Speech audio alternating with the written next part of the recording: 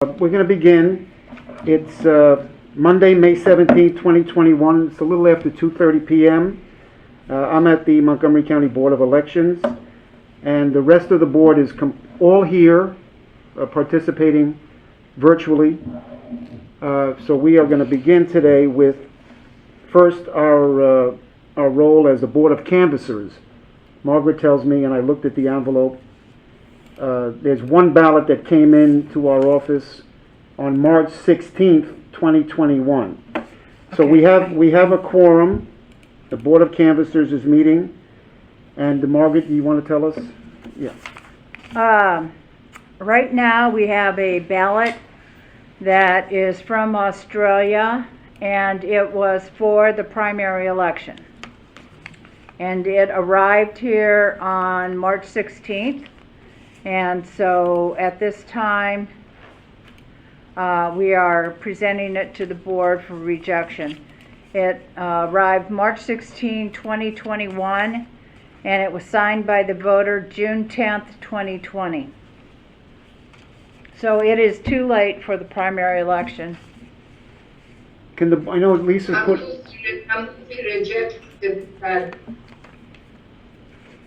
Naheed moved to reject. Is there a second? Is there a second to reject this ballot? I second. Any discussion? Okay, all those in favor of rejecting this ballot say aye. Aye. Aye. Anyone opposed? No? Okay, the ballot is unanimously rejected. Okay, we're going to adjourn the Board of Canvassers. Do we need a motion for that, Margaret? Yes. You do. Or is there a motion to adjourn the Board of Canvassers? I move. Second? Second. All those in favor say aye. Aye. Aye. No one opposed? Okay, we're now going to convene a board meeting of the Board of Elections. As I said earlier, we have a quorum. Everybody is participating in the meeting. It's May 17th. What time is it now? About 2:35 p.m. Yeah. Okay, and we're going to begin the meeting of the Board of Elections. Just a few things. We're going to have, Kevin sent out, we're going to have a executive session, shouldn't be too long, after this meeting, and Kevin distributed a phone number to call. We're going to set that up separately. Do we need to let the public know thereabouts of what the executive Yeah, session the is? executive session is a personnel matter. And Lisa made an observation, and I know Naheed did, and I did too. I noticed that in our last meeting, and maybe the one before that, people were observing our meeting, which we invite people to do, but I had seen personally, and I defer to the board, some people were like cooking in their kitchen, or eating food, and doing other personal chores around the house, and we could see that. Lisa, my question is, if someone's not speaking to the board, is it possible that they can still observe our meeting, but we don't have to see them? Yes, that is possible, and it is. You are correct. They can observe without us having to see what they are doing. Okay. I just throw that out for discussion. I mean, I do recall a family, husband and wife, like eating food and cooking. I don't think we need to see that, but they can certainly see us. Any thoughts from the board to have Lisa, however she does that, make it so that people can see our meeting, but we don't see them unless they're talking? So if someone is not addressing the board and they are video and their face is on the meeting, we can close the video off if they're not addressing the board. As long as they can see us. Right. It's us seeing them. Doesn't portray on our screen. Jim, can I ask a question? Yes. I think it's a great idea. Do they have to sign in? No, they don't. Lisa, They do not need to sign in. No. Okay. So we don't know if they're watching us. No. Well, we have a list. Echo is back, by the way. We do know who is called in and who's attending the meeting, and more often than not, we can see at least as I am the meeting holder, I can see everyone who is on the screen. But that's what you're going to mute. I would block their video from being portrayed on our meeting. Right, Oh, okay, got it. I have a question about that. yes. Sometimes the people who attend our meetings want us to see that they are attending our meetings. And that's certainly true when we meet in person. And I guess my question is, I definitely agree and understand about, we don't want to necessarily be part of people's doing other things in their house or their conversations amongst themselves, etc. But I'm a little concerned about our having a policy that says that we can never see the people who are watching if they want to be seen. And I guess I wanted to explore that before we just make a policy that says that only when they're talking to us will they be seen, because we do have people, we have regular people who attend our meetings who they want us to know that they're attending and that they're interested. Well, we can. Mr. President, Yes, may I request that the staff be allowed to explore what the processes are for other county agencies and their Zoom or Teams meeting, so that we could give you and the board members some direction? did everybody hear Margaret? Yes, that's fun. Yeah, I think that's a good idea, Margaret. Is that okay with the board? Yeah, Margaret's gonna get, That's fine with me. yeah, Margaret's gonna get back to us with some instructions. Yeah, Let me just add, Jim, that I have no problem with muting people who are, not us, basically not the board members, when, so that they need to get recognized in order to interject their comments. It's the video that we're talking about. correct. All right, Mark, can you report back to us next month? Yes, sir. Okay, well, They can talk as much as can, but we don't want to watch them eating their food or some, okay. okay, we'll revisit that next month. And we're gonna move up just one agenda item. One board member may have to leave early today. We're gonna move up the minutes to right after disclosure of campaign contributions. So with that, is there any disclosure of campaign contributions from any board member? I have none. Not hearing any, so there's no disclosure of campaign. I don't have a contribution. I do have a request to add to the agenda. Okay. Go ahead, Dave. We had indicated at prior meetings that we wanted to have an agenda item on the board website every month. And so I would like to ask that be included as part of the discussion at the end of the director's report. Okay. Okay. Okay, so no disclosure of campaign contributions. Lisa, any public comments? No one has called in advance to address the board. And is there anyone on the line that wanted to comment to the board that hasn't pre-registered or pre-signed up? Would we be able to hear a response? Yes, they would have to unmute themselves to address or raise their hand on the icon on the Teams. All right, yeah, Lisa, would you repeat what the instruction? So if you are would like to address the board, please now unmute yourself and address yourself, or you can raise your hand on the icon on the Teams meeting application. All right, hearing none, do we see any hands up? No. Not hearing any? Okay. Minutes. No public comments. The minutes? We're gonna go to the minutes. And Lisa, how many sets of minutes do we, So there's 3 sets that were provided in advance. That's the April 19th, 2021, February 22nd, 2021, and January 25th, 2021. My apologies on not getting the March 15th minutes out, but we wanted to make sure that the April 19th were prepared since there was no audio. okay, so we're gonna review. I move to accept the following minutes: January 25th, February 22nd, 19, as amended. So you move to accept April 19th, 2021, February 22nd, 2021, and January 25th, 2021? Naheed? Yes, Okay. As amended. As amended.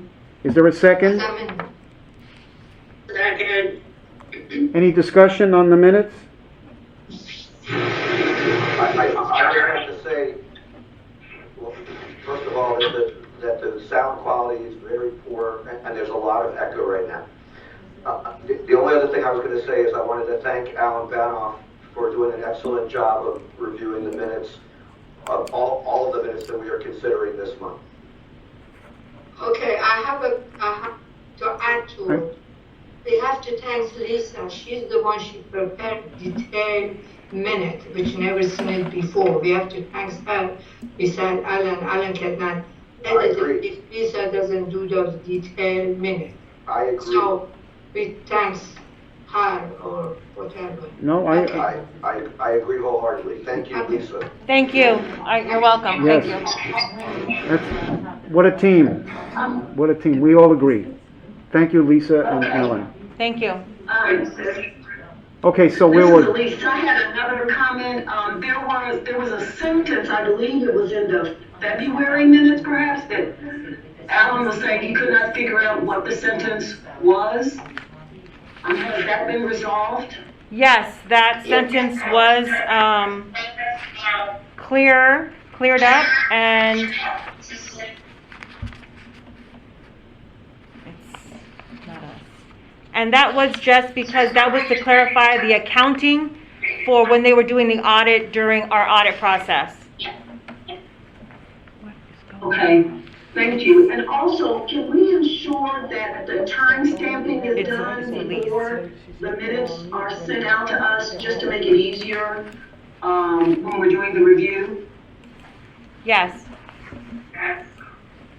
Thank you. So Jim, this is Kevin. Would Lisa mute everyone when Margaret gets to her report? Because I don't know about anyone else, but I can hardly hear anyone. The audio is terrible. really? Yeah, on this end, That's a we're, very technical thing. Dolly Kildis is trying to get on, but it says, well, when the meeting starts, we'll let people know you're waiting, but she can't enter the Teams meeting. I'm not sure what's going on. Teams meetings does not accept individuals, and individuals join automatically once they have the link or the phone number. There's no way for me to accept individuals. Everyone automatically is put into the meeting. Alan, why don't you have her log on to the Montgomery County Board of Elections website? Because that's how I logged on this. yeah, Kevin, on our end, the sound is fine today, but I don't know what the problem The is. sound is terrible for me too. Really bad. Yeah, I don't know what the problem is then. Is it when we talk, or is it when someone else speaks? It's It's when when we we speak. When you speak. Huh. So when Alan, But it's any of us. so when It takes Alan, a couple of seconds. so when Alan and David and Kevin were just speaking, was there an echo? Yes. Okay. Yes. We did not hear one in the boardroom, so that helps us clarify what the Turn technical it issue off. is. See if that helps. We're gonna try something and see if it helps.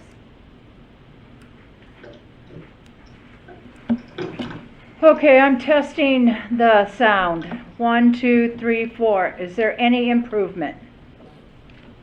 Well, the issue wasn't when you were speaking. The issue was when we were speaking and there's still an echo. Because they have Yes. multiple It's people have their mics It's open. okay. Could it be that multiple people have their mics on, so there's several people unmuted? Diane and David were both talking, so both mics are open. So Janet is saying when individuals are over talking, both, in this instance, Diane and David had their mics open, and so there's interference. So here's a test. It's just me at the moment. And there's still an echo. Everyone else is muted. No, And not there's everybody still an else is echo. now. Turn off the TV and see if it helps. Yeah, I'm gonna have to look at the computer. It don't make no Okay, we're gonna try one more thing.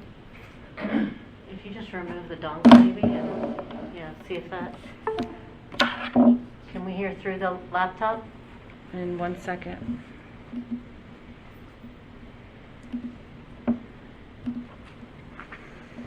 Kevin Okay. Can you hear me? Is Yes. there an echo when you speak? David, I would hear you that please time. speak? Yeah, I didn't hear it that time. How about other people? No echo on you, David. I heard you without an echo. What did you just do? We disconnected you from our TV. That gives us the ability to see everyone. Okay, great, thank you. I think that's done it. Kevin, are you here now? I can hear it fine. I can hear it fine now. So, Okay. Lisa, did great, we thank approve you the very minutes much. or in the middle? We I still believe need a it. vote. Yeah. Yeah. Okay, good. All right, so did we get a We have Diane seconded. Diane seconded the motion to approve the 3 sets of minutes. Any further discussion on the minutes? All those in favor of approving Nahid's motion to approve April 19th, 2021, February 22nd, 2021, January 25th, 2021 minutes of our meetings As amended. as amended. All those in favor say aye. Aye. Anyone opposed? Or Lisa, those 3 sets of minutes are approved unanimously? Okay. Okay. Okay. I think we're up to, did we get Dolly in the meeting? Is Dolly in the meeting? Can anybody tell? Alan? If she's on, she has to say that she's on. I think that it's the only way, because I don't know what number she would be calling from.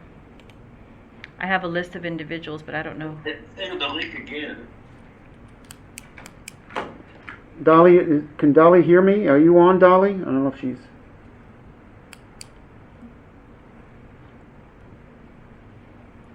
Okay, you can enter the meeting through our board website. Do you want me to go ahead? Okay.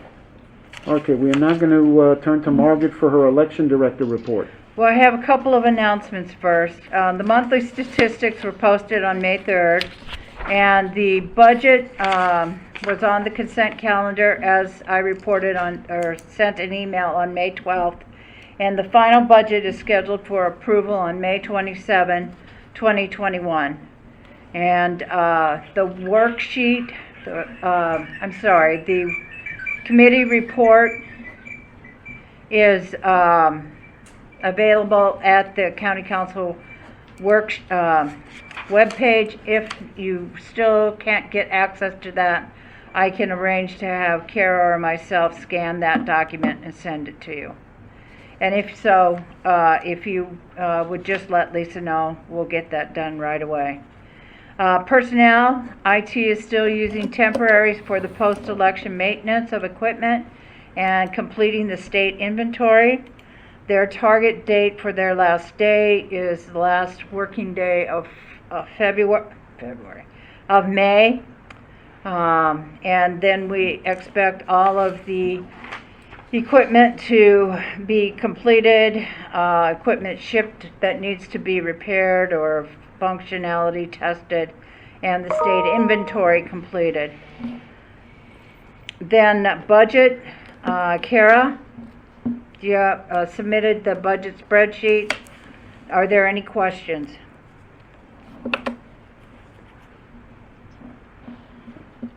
No? No question. Seeing no questions, voter registration is finishing their process of packing up all of the materials from the 2020 election and arranging for storage on site for the 22 months as required, or 36 months as required. And then we will begin the preparation for 2022. Are there any questions with regards to voter registration? Okay. Not hearing any questions. The State Board of Elections, the poll book RFP is still moving forward. There's no decision that's been issued, but we have been advised that the purchase of the poll books is expected to appear before the Board of Public Works in August of 2021. We anticipate that very soon the focus group of the election directors and IT local officials will be brought in to look at the various products that the state has narrowed their choices in. Any questions on that? I have a question about the poll book RFP. When you say that it's going to the Board of Public Works, will that be the point at which there would be a determination as to how much of it is being paid by the state and any amount that's being paid by us? Well, right now, the position of the state is that the local boards of election, county government, city of Baltimore, are paying 100% of the cost. Is there a basis for that, or is it just a unilateral decision on their part, or and how has this been handled in the past? Poll books were originally purchased in 2006, and there was Help America Vote funds that were available that offset the cost. Since that time, any purchases of poll books the costs have been absorbed 100% by local government. This issue was brought, and Senator Kagan certainly has heard about this issue and tried to address it in one of her legislative proposals this last fiscal year.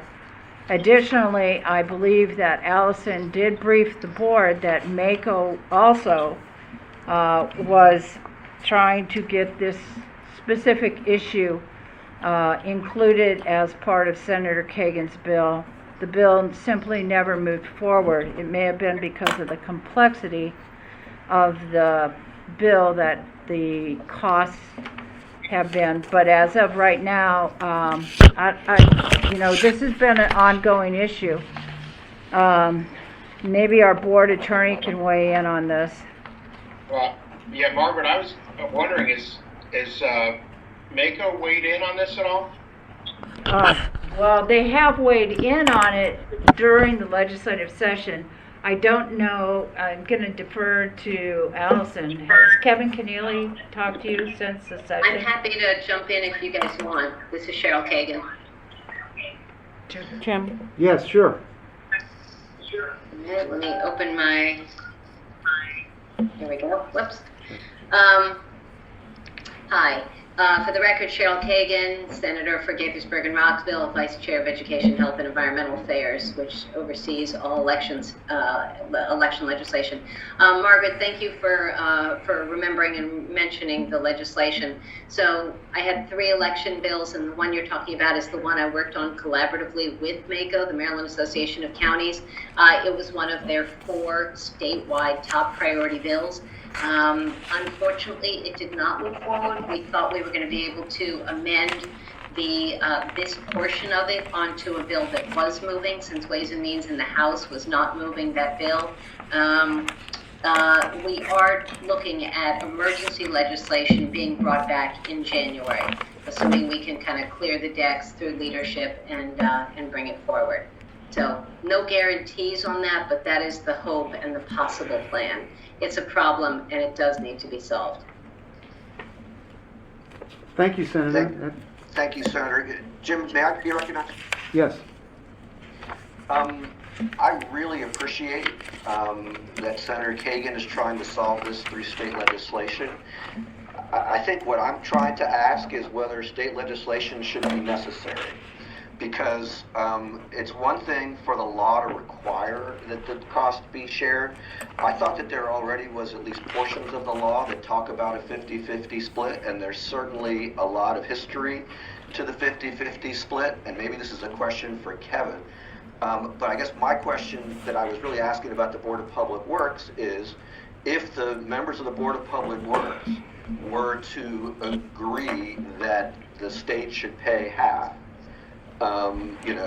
is legislation required in order to do that? Or could they do that just by voting to do so? Or is there any other way for us to make the case that, that this is a process that should be shared between the state government and the local government, especially given that the state government has, to my understanding, the major role in its entire procurement, and that we are just the recipients.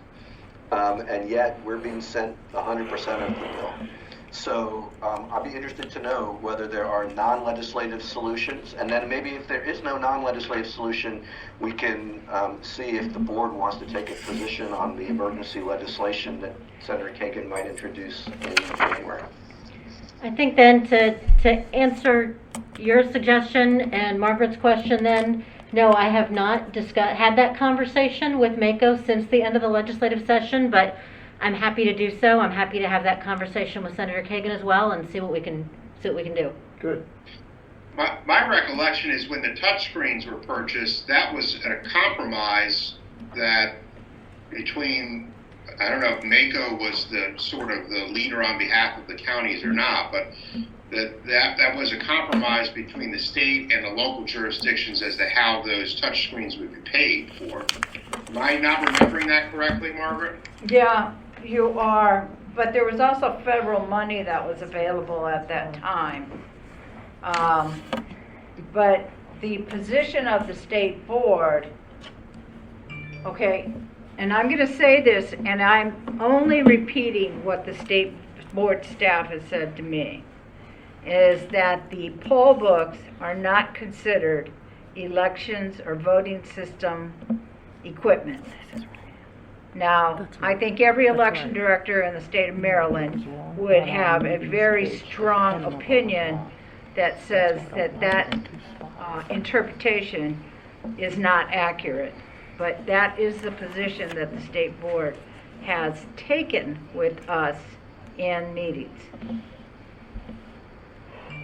Kevin, is there language in the statute about the sharing of expenses? Is there a reason why they would have that's such an interesting interpretation? As to what is considered to be election equipment, I guess, or whatever the language is. I don't believe the statute does specifically address it. Senator Kagan, did you want to? Yeah, thanks, Kevin. Just the one example that I would give is postage. When we passed the postage paid absentee ballots, that was specifically indicated that cost would be shifted and split between the state and the county. There's not clarity on anything else, and so there has been a reliance on 20-year-plus old uncodified language, and so we were just trying to codify it so that it would have force of law. Well, certainly, David, you've raised a good point. We're not part of the RFP process. We don't really have any real input into who ultimately gets selected. The state ultimately selects the contractor, and generally the state has taken the position that this is their equipment and not the county's equipment, notwithstanding the fact that we're paying for it. So it is a very unique situation. It's like, buying a car and someone goes ahead and says, you bought it, but you can't drive it. I would think that there should be some discussions with Mako about how this can be. Kevin, it's worse than that. If I'm going to buy the fanciest, highest end Tesla, you're going to pay half of it, but it's my car and I get to drive it. Right. That's crazy.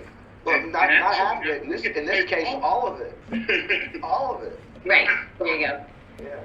But on some of the 50-50, that's where we were trying. Margaret, I don't know if I missed it. I would suggest that Allison have that conversation with Mako, but given that 2 out of the 3 members of the Board of Public Works live in Montgomery County, I think that our board should consider writing something, perhaps if the Mako route doesn't pan out, or maybe even if it does, because this is I don't remember the amount of the expenditure, but this is going to be a large expenditure. Maybe somebody at the, in the meeting knows what the amount is, but that's a pretty significant expenditure to put 100% on us with an interpretation that suggests that it's not election equipment when it clearly is. I would like to, this is Jackie.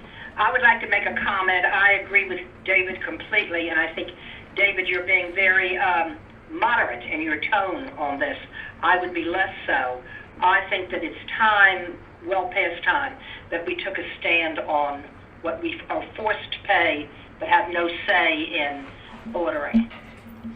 Margaret, I'm sorry to keep piping in. So, amen, and we need your voices. Mayo, the Maryland Association of Election Officials, was not visible. And there was so much that we were trying to do on behalf of our local boards. And we understand that you're nonpartisan, we understand, but helping you do your jobs, and then the fiscal implications and oversight implications, you guys just have to step in. So Montgomery County did a great letter about the date of the election, and unfortunately that, in the midst of everything else, that wasn't something people paid a lot of attention to, but this was another issue that I just really want to encourage you to encourage Mayo and also speak out yourselves. Margaret, what is the cost? I mean, Well, obviously the cost will not be finalized until a company is selected, but we were advised that the number we should be looking at is $31 million for poll books across the state and all the support that it takes to accept them and implement them. that's a statewide number? Yes, that is a statewide number. Okay. So approximately what percentage do we usually get of the statewide bill? 17%? It's 17 or 18%. So we think it's roughly $170,000 that's being imposed on us. No, it'd be higher than that. More than that, yeah. That's what, 17%? Of 31 million. I'm sorry. How much? I thought maybe I misheard. I thought you said it was $1 million across the state. No, 31. 31 million. Oh, 31. I missed the 30. That's a big difference. That She is a broke big up number. for a second. I heard the same thing, David. Okay, thank you. I feel better because, you know, I'm an old man now. So basically, I'm missing a lot. Okay, 31 million times 17%, which is 5 million. Roughly, You know, yeah. five and a quarter million, basically. Yeah. Which is, you know, isn't our entire budget like 8 million? Yeah. Yes. That's absurd. So, Okay, Jackie, I'm ready to be as militant as you. So Allison, you're going to connect? Yep. Great. Good. I love the change in status. Absolutely. Okay. All right, going to the next issue, the voting system upgrade is still Excuse me, Margaret. Oh. What do you want us to do about this issue? Is this time to discuss next steps, or do you want to do that later? Well, I think I would prefer that Allison have the opportunity to reach out to Kevin Keneally and possibly include the Mayo board and what their position might be. Allison has been working with Mayo considerably in the last year. It would be better that this is not just Montgomery County going after the money. If we could have at least the 5 largest jurisdictions on the same, singing from the same songbook, that would be nice. So I would suggest that next month, Allison be allowed to report back and see where Mako is going and see if Mayo is interested in pressing this issue with the state board. If there's no motion from Mako, I suggest we begin to consider strong remedies for this. And let me add to that, in support of what Jackie is saying. My concern is that if we get a report back at the June meeting, and then we have to make a motion, and then we have to write a letter. Exactly. You know, and the Board of Public Works is going to have it on the agenda in August, and it's in the summer, etc. That might not be quite fast enough. So I'm wondering whether we could get a report back from Allison, let's say on June 1st. And that way, if it turns out that it's not making progress, we can start preparing whatever it is we want to do with a letter or anything else that we want to do in time for the June meeting. I'll make some calls and I'll work with Kevin to make sure that I don't violate any open meetings rules in the way that I report back to you between now and the next meeting. But I will absolutely, in light of this conversation, I'm ready to go into those conversations saying, hey, the Montgomery County Board is, sounds to me like our board is ready to write a letter. We need to move on this. Let's see what we can do. Good, thank you. Good. That sounds I good. would say at least write a letter. At least write a letter. I like that phrasing. I agree. Thanks, Allison. That's Mhm. good. Okay. Going on to the next item, the voting system upgrades is still in the testing phase. We're hoping that we will be able to see what upgrades have been instituted very soon. That's really all I can say. All right, and then if the voting system, the state board and staff decide that they are going to upgrade the system, we should begin to see some sort of action in the month of July. And hopefully we'll get more information by Thursday on what that process is. And then going on to the inventory, as I mentioned, we're shooting for a completion date of May 28th. All the plexiglass that we received from the state board is going to be moved back to the state board warehouse within the next 30 days. That should open up some warehouse space. And SBE is expected to stay with the election calendar. And so right now, that means that we need to submit our early voting locations by October of 2021. So that's, and then website. Janet is here. David, we've made changes on the website with regards to placing the board meeting front and center on the website. Was there something else? Yeah, I did have something else, but it looks like Diane's hand was up before me, so I didn't know whether she wanted to say something about something that we already talked about. Or I'm before we sorry, get to the website. I did not see Diane's hand up. That's Diane? what I figured. Diane, are you? Can I? Yes. There. Can I go ahead? Yes. Just really quickly, Margaret. If this may be part of my still being a neophyte, when you mentioned a voting system upgrade, can you, just for clarification, can you give a real quick snapshot? How comprehensive is that? What does that refer to specifically? The voting system? Well, I know one thing is that with the ballot marking device, the goal is to have all candidates displayed at the same time. So that's one of the big pieces. I'm going to let Janet go from here because she's the one that has to deal with this beast. The voting system upgrade, they're changing the software in the DS200s, in the BMDs, they're updating it. The DS200, when we do the uploads on election night, currently it only brings over the results. They're changing it to also bring over images. So that's gonna possibly make our upload a little longer. Okay. What machines do we have?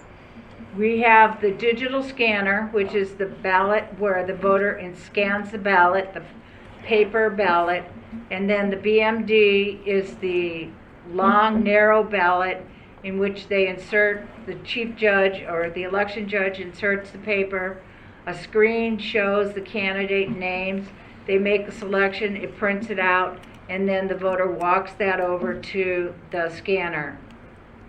Those are the two systems. All right, thank you. Oh, and the 850 is also being upgraded. Some software changes are being, the big scanners. Okay. It's some and upgrades these were all coming to do. purchased by the state? The state selected the vendor? It's ES&S, it's their equipment. Yes, the Do you state, know the name of the vendor? yes, Do we know the name of election the vendor? systems and software. I'm sorry, one more. Election systems and software. All right, thank you very much. It's the number of candidates on the screen on the BMD as well. Yeah, we're also increasing the number of candidates on the BMD screen. I think they're trying to put all candidates on one screen. Yeah, Yay. got that. Thank you very much. Cheryl Kagan has a question. Cheryl, did you have something? Senator? Yay for all candidates on one screen. That was definitely part of one of my bills. I just wanted to mention when you guys were talking about the timetable for your early voting locations, I just want you to know that redistricting, I mean, I'm sure that the board knows and the staff knows, but for anyone listening, there is conversation about redistricting and the timetable changes that could result, that could cause. So if the governor's plan, the independent commission, whatever plan comes in January and the legislature does its plan in February, if there's a legal challenge to whatever is passed, that could push things back and the judge could change the election date from June. So I know you guys all know that, but I just thought I'd mention it so that it's on the table and open for public conversation. Senator, do you think that there's a potential issue with selecting early voting sites, or is it just that you're telling us about the overall timetable because Margaret mentioned the timetable for early voting sites? The latter was my intent, but I don't know, I can't speak for the planetary universe as to who might have problems or questions about any in their early voting site. I was just talking about you. Yes, I personally have no particular issue, but I'm not the decision maker. But certainly the idea of the timetable is something I just wanted to raise. Understood. And Margaret, did you say that the decision on the early voting sites needs to be made at our October meeting? Yes, it would need to be in October, so it can go to the state board in November. There's a lot of paperwork that has to go over with that. So I imagine they're going to say, once the board makes their choice, all the paperwork will have to be submitted, anywhere from 5 to 7 days later. And then the state board will make, say yay or nay. Is that you anticipating what they're going to want, or is that the state having already told us what their schedule is?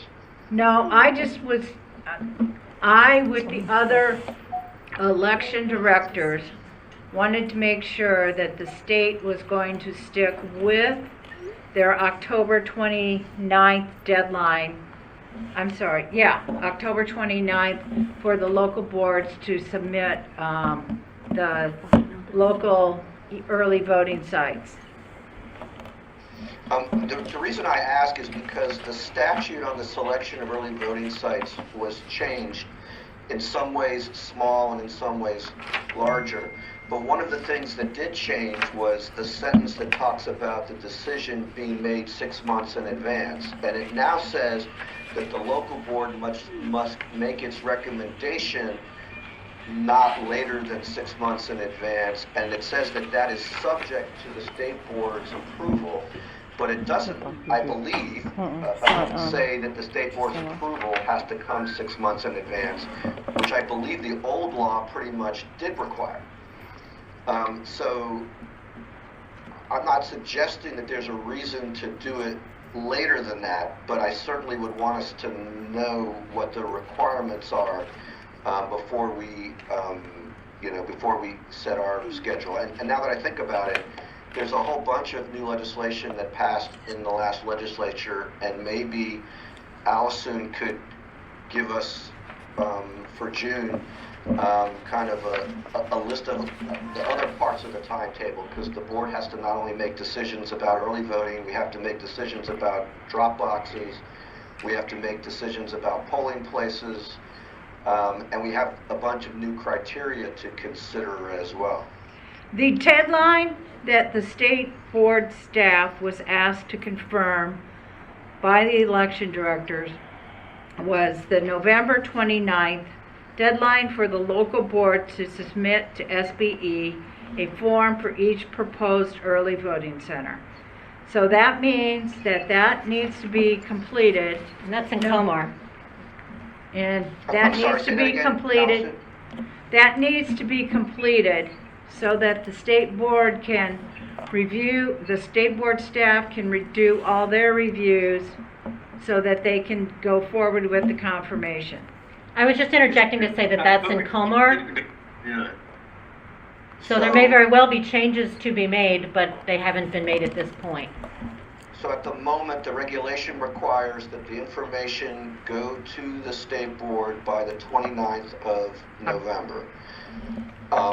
And what you all are telling us is that in order for that to happen, you'd like us to make decisions by October. By October 29th. By October the 29th, so you have a month to do the paperwork. And I understand, I remember the paperwork. It is pretty significant and required floor plans and ADA certifications and a whole bunch of other stuff. And I remember that was pretty significant. Could we also get the kind of the timetable for the rest of the things, that are on the agenda? Because, typically before every election, we have to deal with moving polling places. We have to find out whether school construction is going to make us move polling places this time. Okay. David, we plan to do that next month with the board to present all of that for the 2022 election cycle.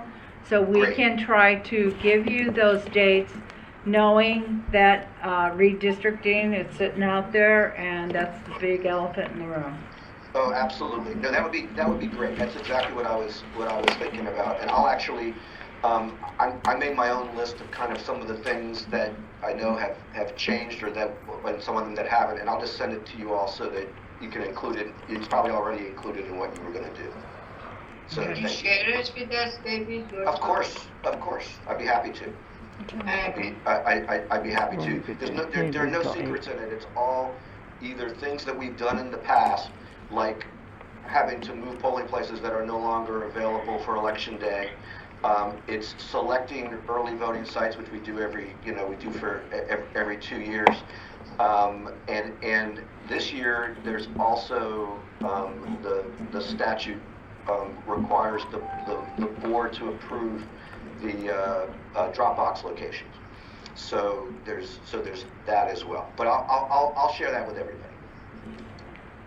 Thank you all. Okay. Back to website. What? No, I was saying Diane still has her hand up. Oh, I'm sorry. You want to go ahead, Diane? It's still not about website, right? Okay. Yeah, I want to make this on the redistricting, just to share with you, one of our past board members, Sam Statlin, who's a member of the redistricting committee or commission, I'm not sure which way it goes, want to share with staff that he mentioned what a wonderful presentation you made to their committee. Just wanted to pass that on. Okay. We To be clear, appreciate you're that. talking about the county redistricting, not the state. Yes, the county. Yes, Allison put together a great presentation. We've heard nothing but positive. Oh, good. You're talking about the website now? Okay, now to the website. Okay, so if it's okay with everyone, I'm going to share my screen so that I can show you all what it is that I'm talking about, if I can do this right. Okay. Is that long, David, or short? Yes. Is that I'm sorry, what's the question? a long presentation or short presentation? Short presentation. But there's nothing like seeing, right? Can you all see the website right now? Yes. We can see it, but then remember it is difficult. I'm the one that need to see it.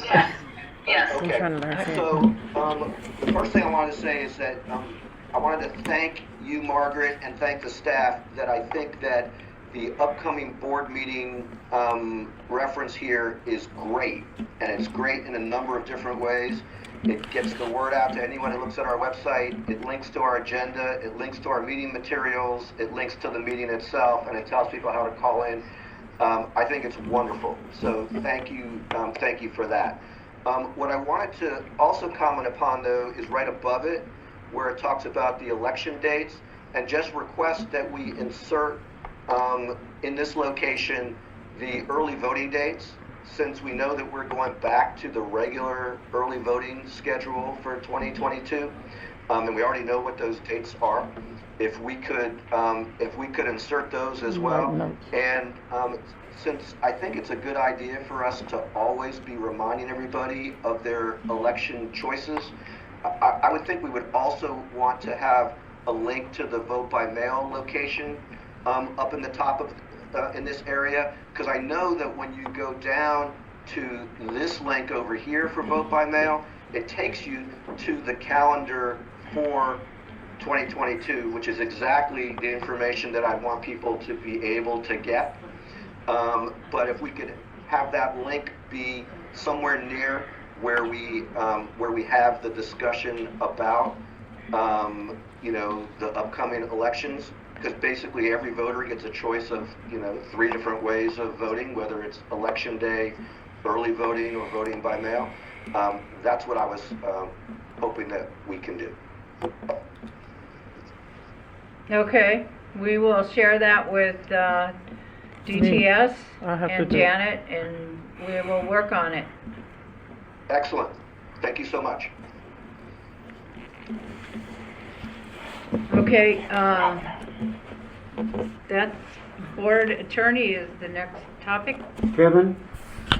Sure. I don't have anything new to report. I did get updated COMAR regulations for any changes that were made with regard to election issues, and I'll share that link with the board and with staff so you'll have that.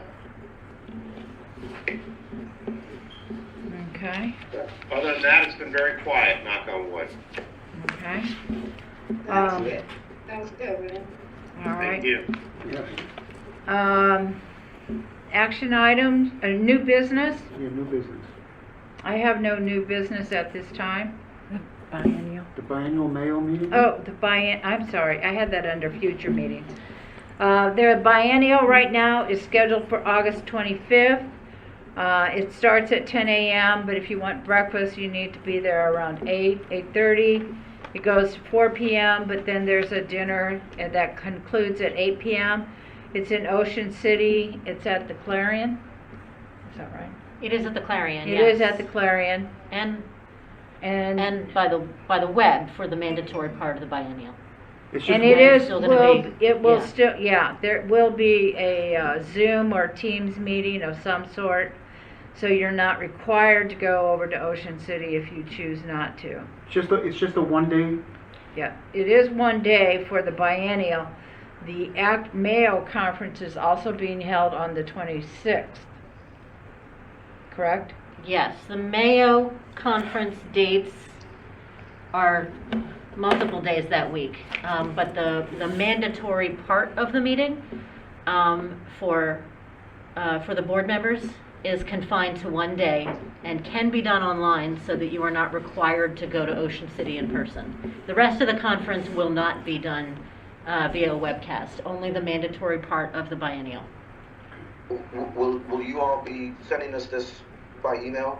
As soon as we get a conference agenda, which we're still waiting on Mayo to get to us, and we don't have, I think 2 meetings of for a biennial date. We really don't have an agenda at this time. I basically have the days, and I have a very skeleton agenda.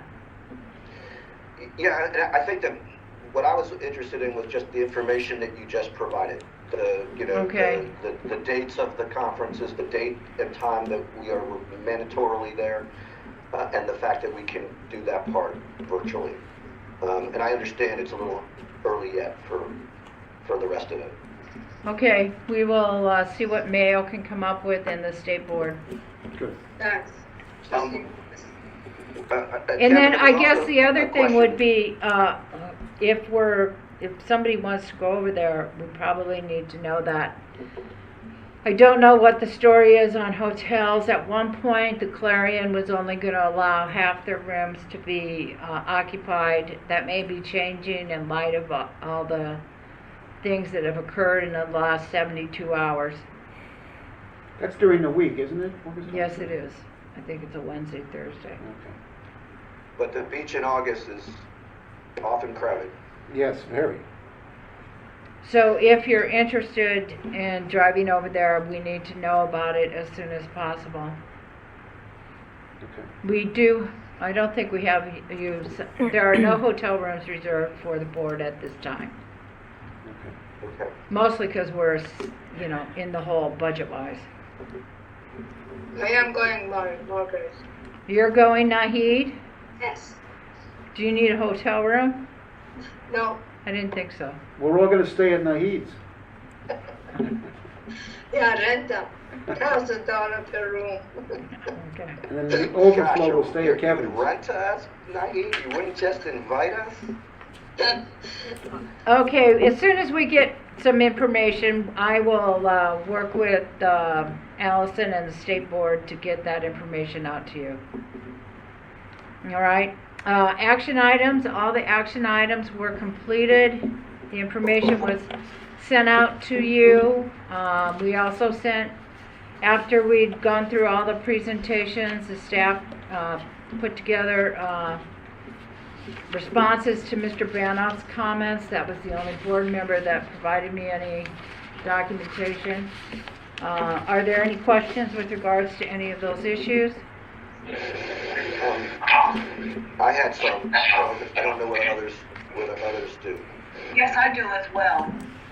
Well, I'll let you go first, Elise. Okay.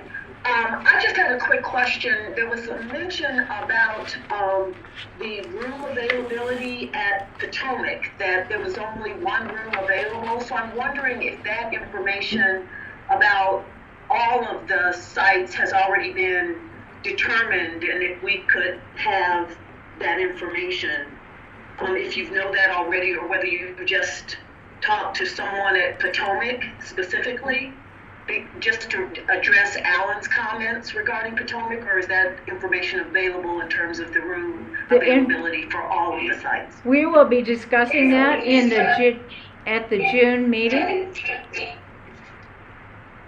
We will be discussing that. It's her. We will be discussing that in the June meeting, and we expect to have that information for the board members during the June meeting, prior to the June meeting. So we'll be getting that list prior to the June meeting, is that correct? Yes. Thank you. David, I think, is that it, Elise? Just in terms of the Potomac, was there specific, is it the center director, or who is it that said that that room wasn't available? Which room are you talking about? In Alan's report, you mentioned in your response that there was only one room that would be available. He talked about using alternate rooms for provisional ballots, balloting, or for intake, and how that worked very well at other locations. And you specifically mentioned that wouldn't be available option at Potomac because there's only one room available. Okay, one of the issues that we are facing in the upcoming year, if the election is held on June 28th, as well as the early voting dates from June, the third and fourth weeks of June, or I forget the exact dates, I'm sorry, is that we are competing with summer camps. And so the last election, there was no one in any of the recreation centers because of the pandemic. This next election, we will be competing for space with all of the recreation's major mission, which is to provide recreational opportunities for the community.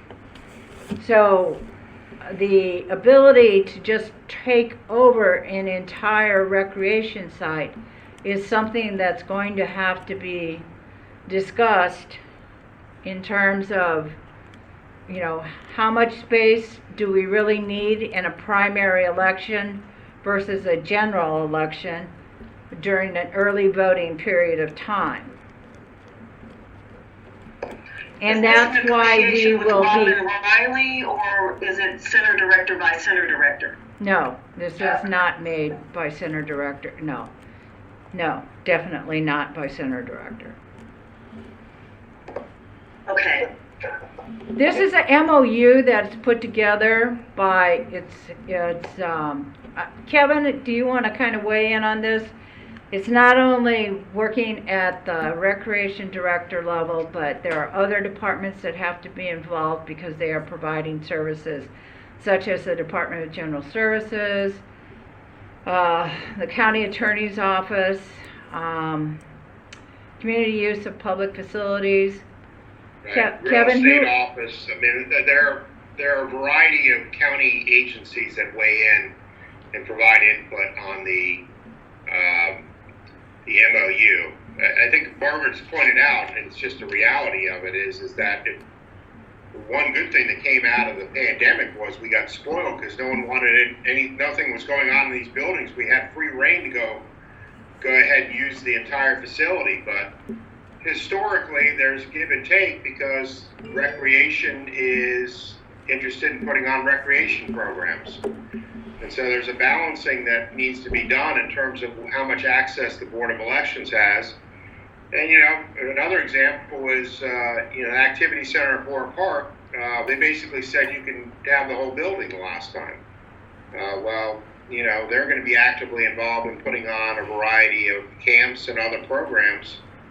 And in the summer, and even for the general election, they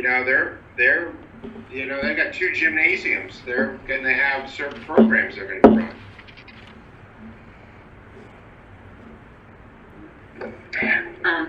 Those are my only questions. Thank you. Thank you. Jim, may I recognize? Go ahead, David.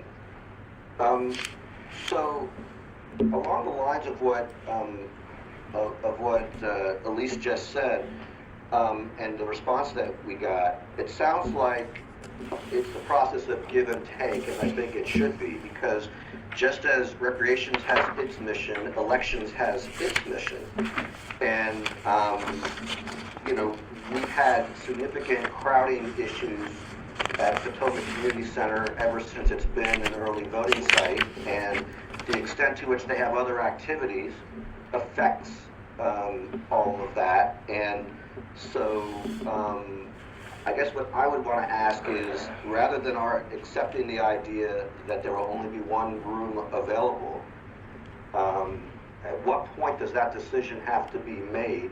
Because the board may decide that it wants more than one room for Potomac early voting, and understanding that someone has to make a balancing of the different equities here, we may want that to happen and not just to accept the idea that we defer. So, David, I wasn't suggesting that we defer to the Recreation Department. I know you weren't.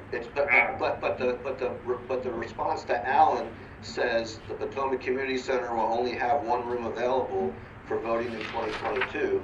And I guess what I'm saying is that, it's possible that our board, which has a long-standing interest in early voting at that location, might not consider that to be the best answer. That better be the gym, too.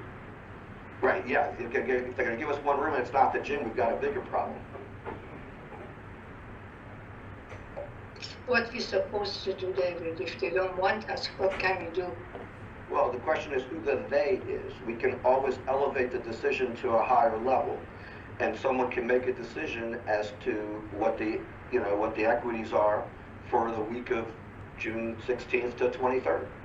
And it may be that someone will decide that we should defer. We get the gymnasium, but we don't get a place for provisionals. But there are a number of different rooms in that building.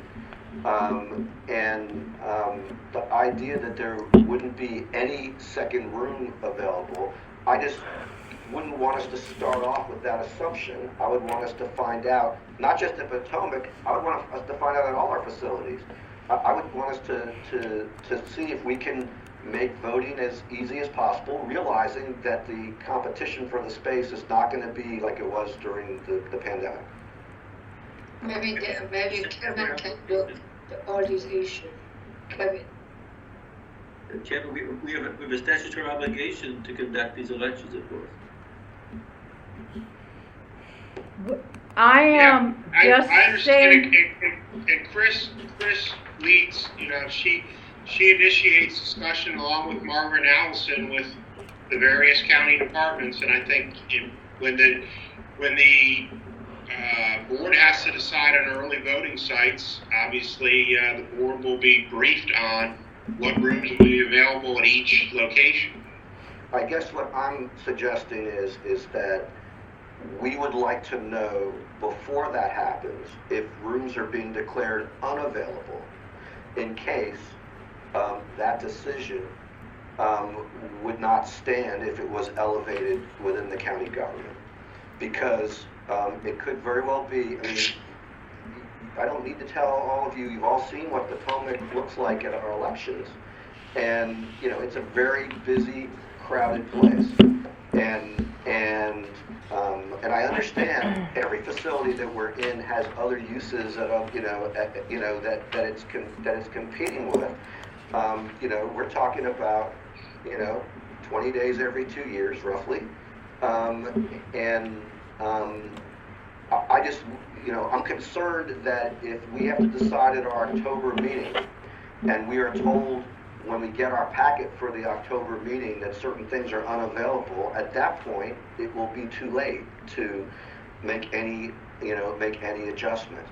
We've also, David, yes? I just got done telling Elise that we would provide a list of all of the potential early voting centers and what potentially rooms are available.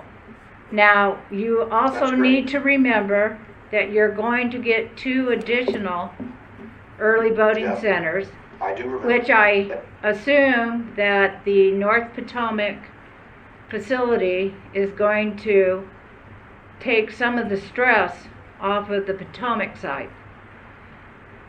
But I would ask that you allow the staff to develop the list so that, we're just developing the list. You can direct us to go back to whomever controls that facility and move it up the chain to see if there's more that needs to be provided. But I'm just reminding the board that in June of 2022, that we will not have the luxury of being the only event in that facility. So please allow us to do our job, and we will give you information next month with regards to what is the first round of availability. There will be no final decision. The staff can't make the final decision. You can make your recommendation, and the board attorney will negotiate the best properties based on what the county is going to allow us to use. Thank you, Margaret. That sounds great. Thank you. Good. Thank you. Okay. A couple of other thoughts about the response to Alan. There were a couple of different places where our locations were asking for supplies that our staff says that they had, but the locations did not know they had. I know that it's mentioned under Potomac. I believe it's mentioned under Lawton. I believe it's also mentioned under a third location, although I'm blanking right now on which one it was. I just would want us to, there's a number of times in this response that we talk about judge error about what they had, but it was kind of a multiple judges making the error, not just one. So I'm hoping that our training will adjust for that to make sure that that's addressed and not just assume that it's a problem for the judge if multiple people are having the same problem. David, there was never any intention to just identify the election judge performance. We also identified that as a training issue, and we've also identified it as trying to improve the fairly complicated supply situation that we're facing with precinct-based voting at these early voting centers. We are aware of this issue, and there were also a lot of sites that didn't have any problem because their chief judges were well organized and stayed well organized. Margaret, I have a question. One of them was Walter Johnson, which I visited. They did have the supply, but it was in the storage area. The item they were looking was behind all those larger equipment. That's why they couldn't find it. But they did have them. They found it eventually. So maybe when the people go over there and drop the supply, they think about the larger in the back, smaller in the front, if they can find it. Or any kind of directions that are given so that people know where to look for things that other people have had a hard time finding. I have a question for Alan. You had made a recommendation, Alan, that you thought there needed to be a better system for board members to report exigent issues, and the response from the staff was the call center number, which I know that for me, that's not usually the way that I've gotten issues resolved. I usually, reach out either to other board members or to Kevin. But I was wondering if you had some specific solution in mind, and whether you think that the call center number is a solution for what you were concerned about.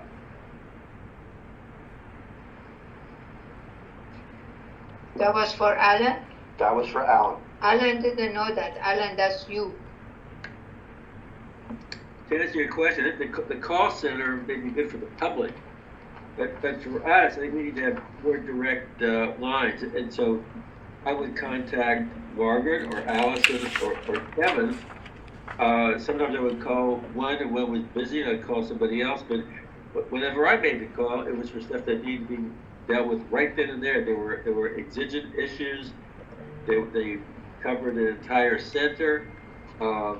Involved equipment that was down. So to answer your question is no, I think we need to have a better approach for board members to make the call, to funnel our calls. And I would just add that, thank you, Alan. I would add to that in my experience, Margaret and Allison and Kevin are very responsive to our calls. So it's not a criticism of them in any way. But my gut reaction was the same as yours, that the call center might not be the best solution for that. But that was I was interested in what you thought. And then another suggestion that Alan, that you made was for the website to be updated more frequently before and during elections. And the response said that staff concurs, but would also suggest that the use of the MoCo app and SMS texting is equally valuable as a tool to share information quickly. It says DTS updates the website as quickly as possible when apprised of needed changes. And my gut reaction to that is that the website and the text system don't necessarily serve the same purposes. That the website provides a lot more detail, that it's a lot easier to use, that the texting system will give you, the three, closest locations by by zip code. While if you really, if you go to the website, obviously you can choose among all the locations. So I guess my question there is kind of, has any thought been given, and this is for either the staff or for Alan, or for anybody, any of you, has thought been given as to, how to utilize both? Because in my experience, the website is going to be the #1 place that people look, and I agreed with what Alan said, that that the more the website is updated, the fewer phone calls you're going to get. And that would free up everybody in a lot of different ways. And I realize that changing the website requires, that there's some work involved every time that happens. But the other thing is that we know from experience that elected officials like to be able to refer people to our website.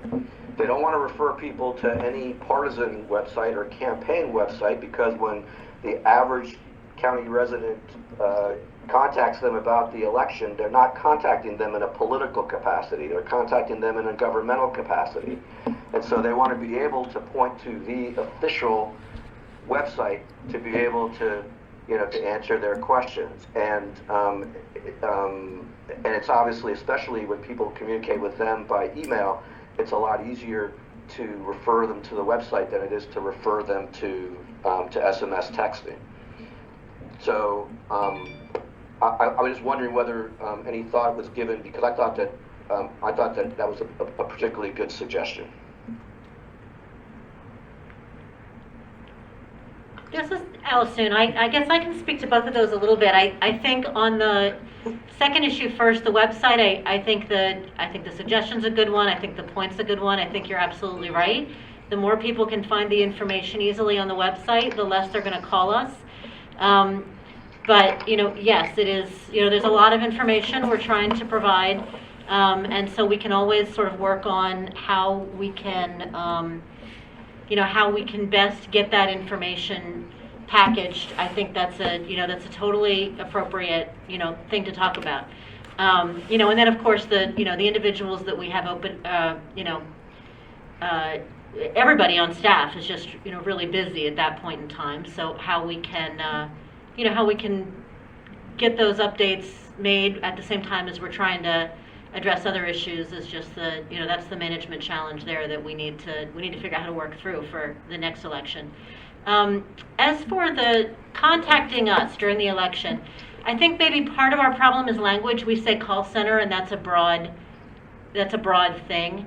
We do have the number that voters can call to reach us, but then we also have the number that election judges, that the chief judges in the polling places call to reach us.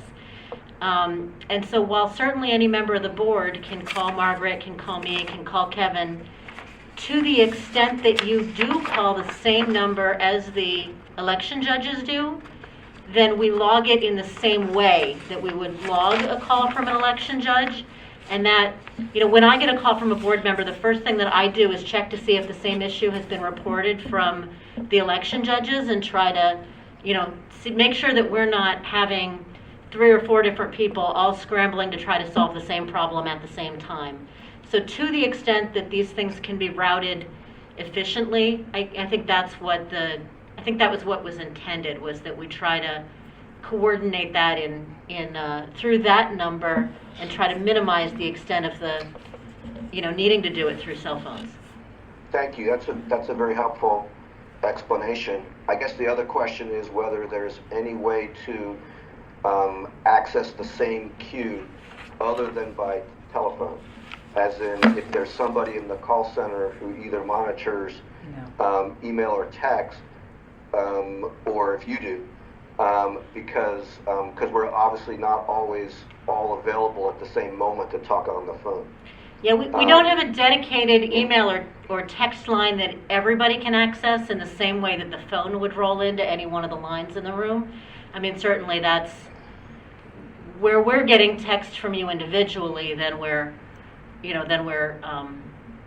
looping that in. But okay. we can continue to work on this and try to find out the best ways to streamline communication.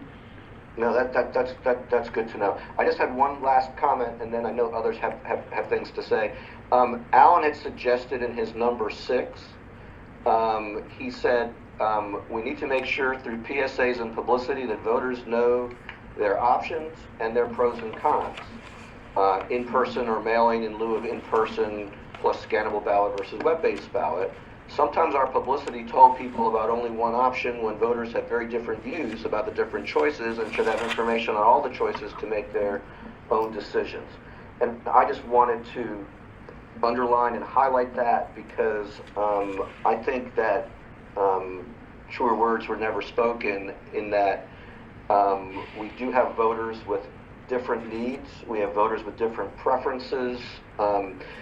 It's beginning to be the case, although I hope it doesn't always end up being the case, that some of these preferences are even linked to voters' political opinions.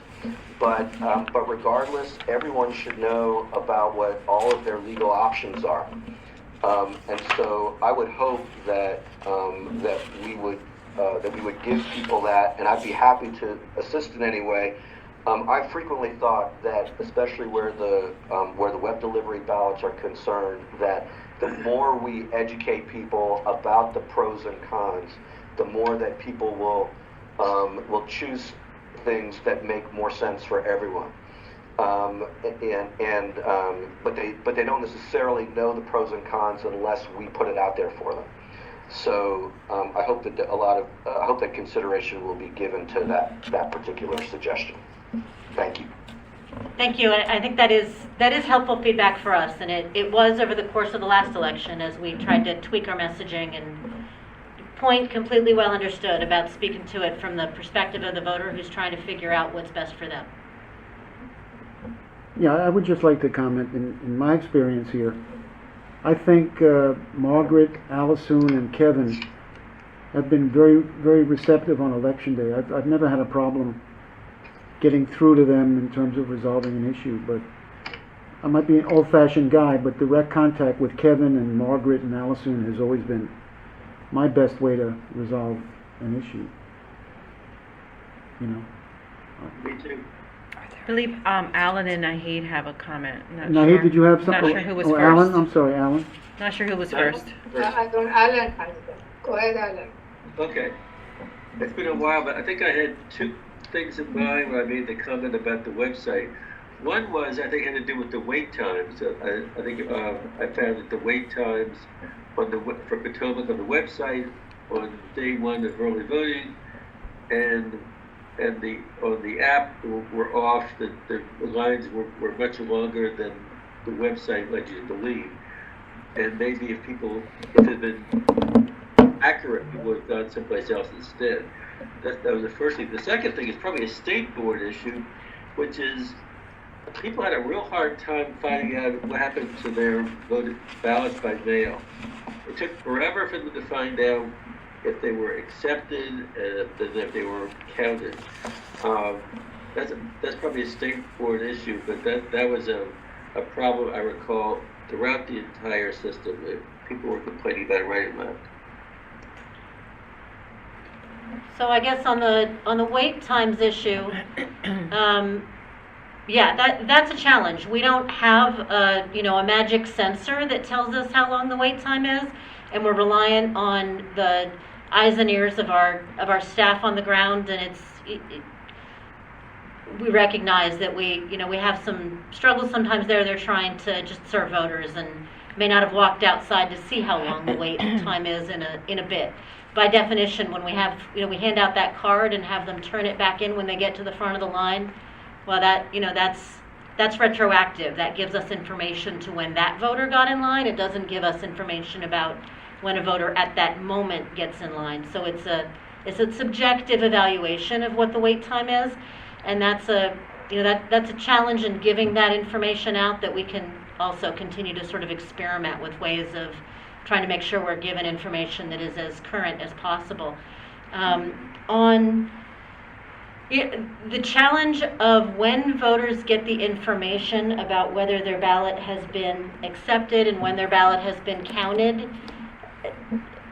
we're going to have to work that one through. Technology can help some. We're trying to work with the state board to see if we can get some sorting equipment to help us get the ballots into the system logged quickly, although that was much less of the problem, I think, than the legal issue that we couldn't count a ballot. Once early voting had started, then we needed to wait, and those ballots that we were logging, we couldn't actually count until after Election Day, and that problem will be exacerbated with current law, where we're not going to be able to begin the count. We're not going to be able to count any of those ballots until 2 days after Election Day again, or 1 day after Election Day under the law. So unless that changes, that particular problem is going to be worsened next year, not improved. Can you improve it by having more automated equipment?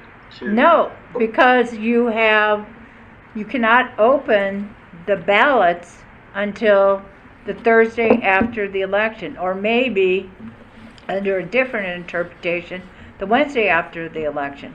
So the ballots cannot be read as received, which is why so many people, the 20,000 or so that we ultimately received that tried to vote twice, we're not going to be able to process any and get any of that information out. It's two different lags. There's the lag time between when the individual puts their ballot in the mail or in the drop box and when it first shows up as being received. That lag varied, and we may be able to address that through technology with sorting equipment. The lag between when we say the ballot has been received and when we say the ballot has been accepted, that's the lag that is a matter of the legal date when we're allowed to count that ballot. But that's an important distinction, because the biggest issue that people had in this election was concern that their ballot didn't get into the building, and because they were worried about the drop boxes being picked up or the mail being delivered. So if there is an automated equipment solution to getting the ballots beeped in faster, just so that people can know that they're in the building, then we could probably get a lot of these people not to go to the polls because their mail-in ballot is already in the building. Otherwise, they're waiting to check on whether the ballot is in the building, and when it isn't, they freak and they say, "Oh, well, I have to make sure I vote one way or the other." And that was an issue particularly for people who had especially, I should say, I don't want to say that nobody ever had a lag, but it was particularly people who had a reissued ballot or a web delivery ballot that we need to work through, if and as we try to implement sorting equipment, how those cases of individual people's ballots would be handled with equipment. And that's what we're trying to work with the state board on to see what we can do.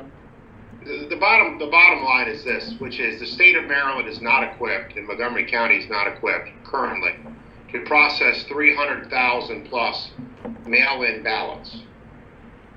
And if we go back to a traditional election, we're not going to have 300,000. But with the volume of mail-in ballots, it's impossible to keep up with processing that without having some automated equipment, which we do not have. Right. And no one has.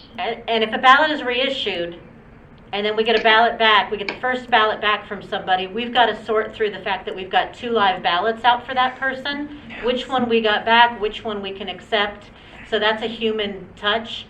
And then the other case is when we have a web delivery ballot and it's all handwritten on the outside of the envelope. So automated equipment isn't going to be able to read that handwriting.